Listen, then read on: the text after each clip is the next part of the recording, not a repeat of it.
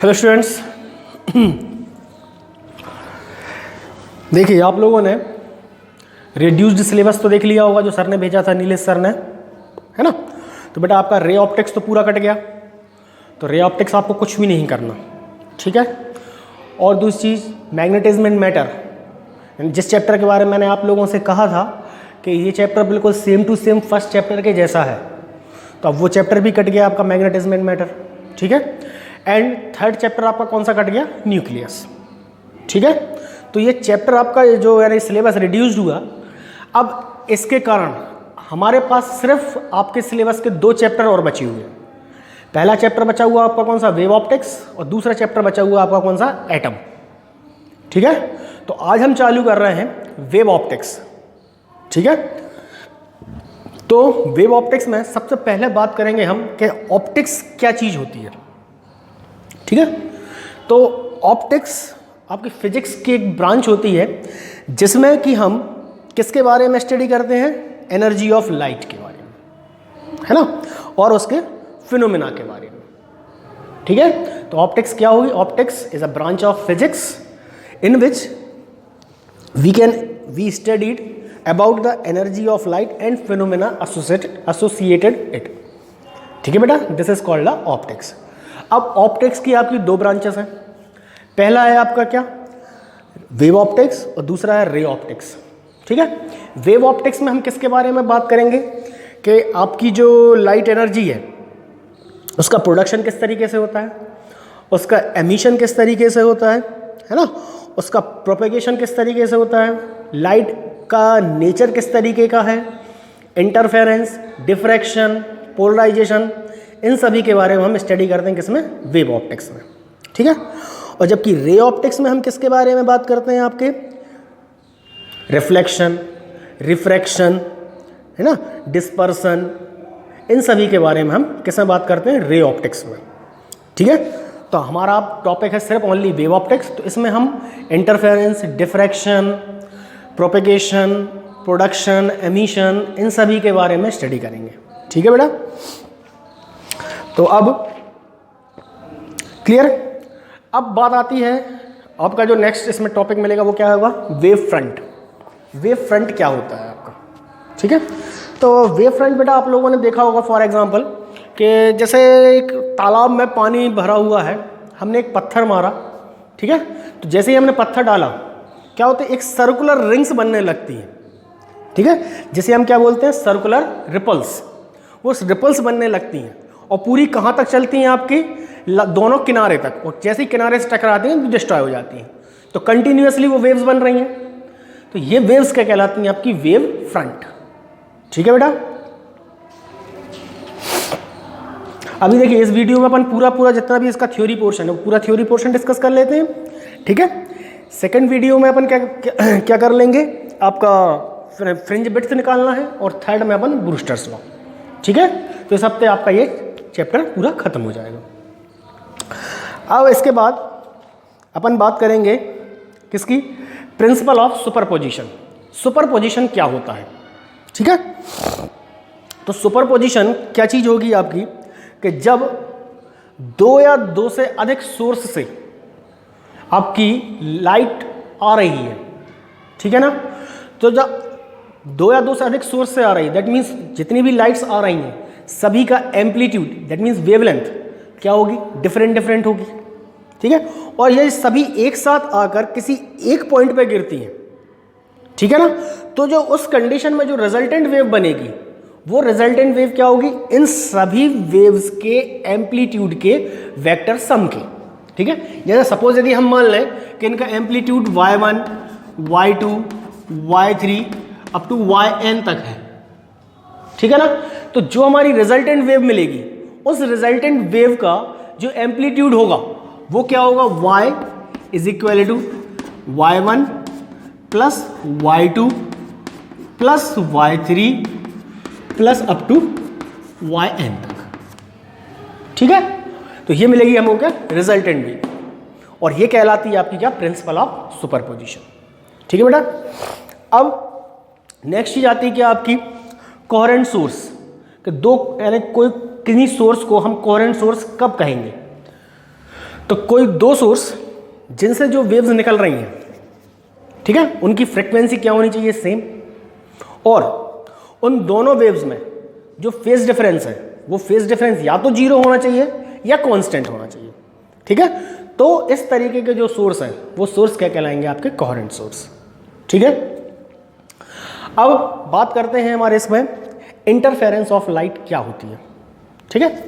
देखिए, यदि आपके सिर्फ एक सोर्स से आपकी लाइट आ रही है, ठीक है, यदि सोर्स आपका सिर्फ एक है, एक सोर्स से यदि आपकी लाइट आ रही है, तो उस लाइट की इंटेंसिटी हर एक रीजन में सेम होगी। जहाँ जहाँ भी वो लाइट जा रही है सभी जगह उसकी इंटेंसिटी सेम होगी, फ्रिक्वेंसी सेम होगी, ठीक है।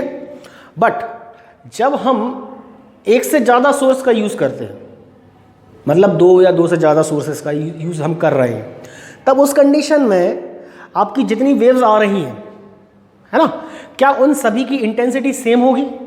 नहीं होती है सेम, क्योंकि किसी किसी रीज़न पर क्या इंटेंसिटी डिफरेंट होगी, फ्रिक्वेंसी डिफरेंट होगी, ठीक है ना। तो इन जगह से जो रिजल्टेंट वेव्स मिलेंगी उनको हमें क्या करना है, रीडिस्ट्रीब्यूट, ठीक है, उनको क्या करना है, रीडिस्ट्रीब्यूशन। तो उन रेज को हम जो रीडिस्ट्रीब्यूट करते हैं तो वो प्रोसेस क्या कहलाती है, आपकी इंटरफेरेंस ऑफ लाइट, ठीक है। जो अलग हर एक रीजन पर अलग अलग जो मिल रही हैं उनसे हमने क्या बनाई, एक resultant wave, that means principle of superposition. जो सुपरपोजिशन वेव्स होगी उस वेव्स को हमें रीडिस्ट्रीब्यूट करना उस जगह पे, ठीक है। तो ये रीडिस्ट्रीब्यूशन क्या कहलाता है, आपका इंटरफेरेंस ऑफ लाइट, ठीक है।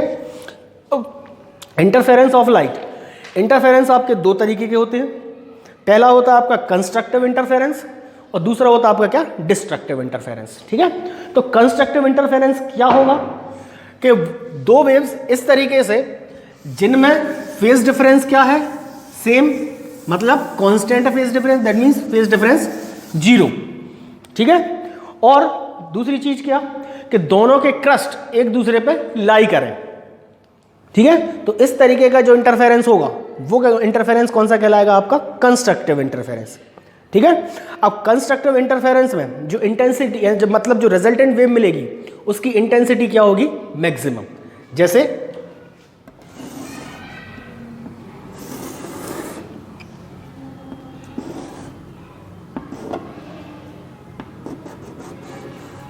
ये आपकी एक वेव ये निकली, ठीक है। दूसरी वेव मतलब दोनों के क्रस्ट एक दूसरे पे लाई करना चाहिए,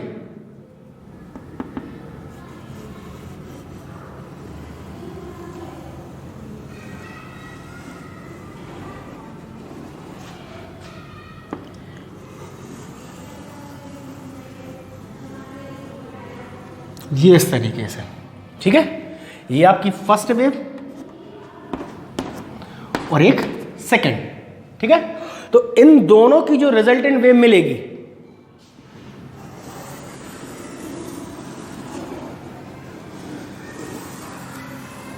this one, this is the resultant, ये रिजल्टेंट वेव, ठीक है। तो इसकी इंटेंसिटी क्या होगी, मैक्सिमम। तो this is called the constructive interference, ठीक है। अब इसी में आता है क्या, डिस्ट्रक्टिव इंटरफेरेंस। अब डिस्ट्रक्टिव इंटरफेरेंस में क्या होगा आपका कि जब आपके क्रस्ट एक दूसरे पे लाई ना करें, यहां पर तो एक दूसरे पे लाई कर रहे हैं, बट अब एक दूसरे पे लाई ना करें तो इस तरीके का इंटरफेरेंस है, वो इंटरफेरेंस क्या कहलाएगा, आपका डिस्ट्रक्टिव इंटरफेरेंस। और destructive interference intensity of light क्या होती है उसमें, मिनिमम, ठीक है ना। तो डिस्ट्रक्टिव का देख लेते हैं हम एक एग्जांपल, यानी बाय फिगर कि डिस्ट्रक्टिव किस तरीके से होगा।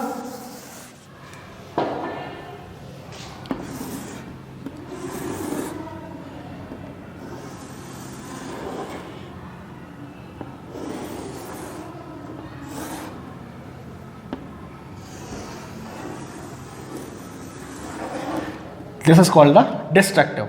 ये फर्स्ट वन, ये फर्स्ट, ये सेकंड, इनका resultant this one is a third wave, ठीक है। तो इसकी इंटेंसिटी क्या होगी, आपकी मिनिमम।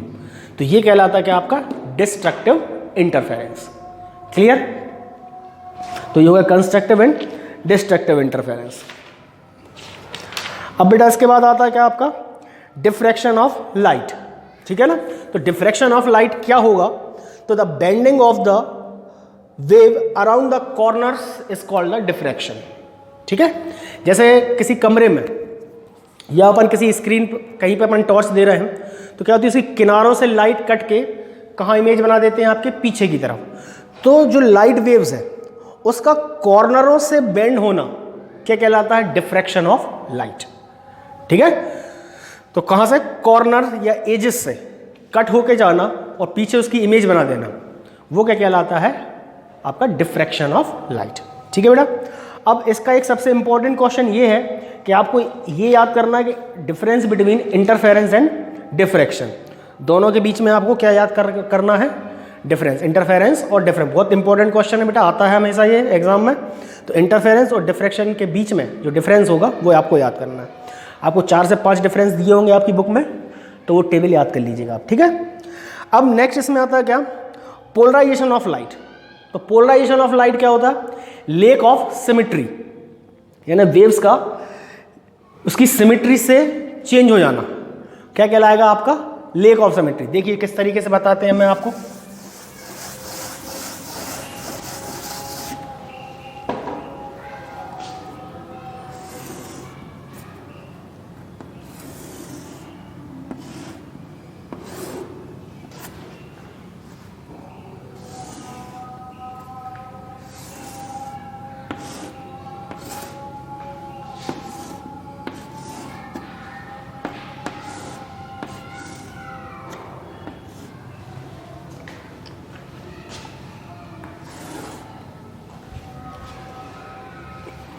ये देखिए सपोज यहाँ से लाइट चलना चालू किया, ये इस तरीके से होती हुई इसमें से जा रही है, ठीक है। ये तो सिमेट्री है इसकी, ठीक है। यानी जितनी भी वेव्स जाएंगी वो सभी इसी तरीके से जाएंगी। अब यदि हम क्या करें, किसी एक स्लिट को, ये क्या कहलाती है आपकी स्लिट, किसी एक स्लिट की पोजीशन को हम चेंज कर दें, दैट मीन्स यदि हम इसी को चेंज कर दें, मतलब इसको हम क्या कर दें, थोड़ा तिरछा कर दें, ठीक है ना, तब इस कंडीशन में जो वेव्स मिलेगी वो बिल्कुल सीधी मिलेगी। तो ये क्या हो गया, सिमेट्री में चेंज, ठीक है ना।